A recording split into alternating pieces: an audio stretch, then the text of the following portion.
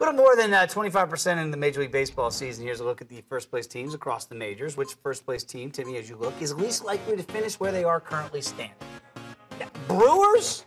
Twins? Don't lead the witnesses. Rockies? Because I know you... Even the Yankees might be a bit of a surprise. Timmy, which team will not be? I think it's going to be the Brewers. Obviously, the Cubbies, a little bit of a World Series hangover to start off the year. But give the Brewers credit. They signed Thames. They didn't know what they were going to get. I'll tell you what they're going to get. Major League pop in the middle of that lineup. And then Braun has played at a high level as well. So the rest of their team is not very good, but those two guys are legit threats in their lineup. They've been awesome this year. As far as the Twins, though, they've come out of nowhere.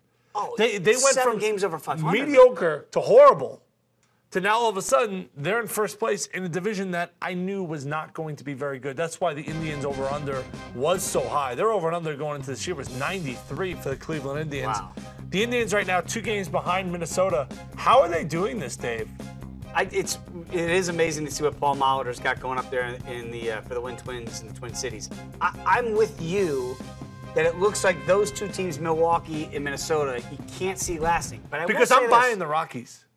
I am too. Charlie Blackmon, Nolan Arenado. MVP candidate right Carlos now. Gonzalez is not even playing well. He'll start hitting. But they have guys in their prime. Like, they have guys that are in the best years of their career. And then obviously Ed and Holland, who's coming off Tommy John surgery. He's given that confidence. That bullpen is pitched extremely well. Starting pitchers come out of nowhere. I buy Colorado. The Twins and Brewers, not so much. But the thing about the Twins and Brewers, and I think what we're seeing now over Major League Baseball, now the Royals did it for 3 straight years. I'm talking about small market teams that are making an impact. Is this good for baseball? That we might have thought it'd be the Royals, but now it's 2 other teams we didn't suspect in Milwaukee and Minnesota, at least in the early part of the year, being not just competitive, but leading the divisions. I like when there's a balance. I mean, we knew who was going to play in the NBA Finals before the NBA season started.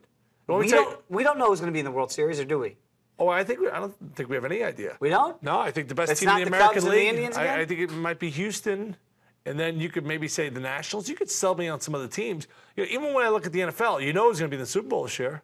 Patriots. Who are they playing? Cowboys. Who are they playing? Cowboys. Yeah, I see your point. I do think it's better for baseball when you do have. Yeah, it's unpredictable. Yeah. Plus, it's such a long season. Don't you want to give some guys hope, some fans hope? And in a league that doesn't have a cap, whereas the Yankees can just go way above the cap and spend on the luxury tax if they want to, you would think that would not be the case. Whereas in the NFL, everybody's even, right? We got to have this. Everybody's at the same dollar amount. I think that spending has showed you, it doesn't really translate to championships. It's how do you spend? Or also about growing your youth and then being smart about, yes, the guys that you bring in, the Johnny Lesters of the world, and bringing in smart, kind of experienced guys. So I think those teams that have been built just by money, they haven't really translated to wins. Agreed.